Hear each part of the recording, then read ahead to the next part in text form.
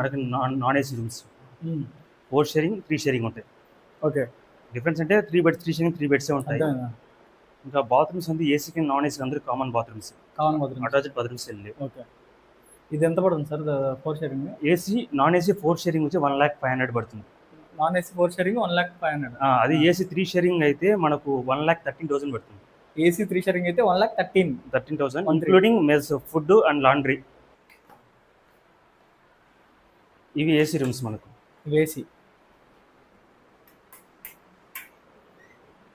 Okay. ఇవి AC rooms. AC rooms. Okay.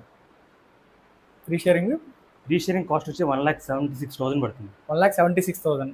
Okay sir. అది AC 4 sharing వచ్చేసి 1,48,000 పడుతుంది. 4 షేరింగ్ అయితే 1,48,000.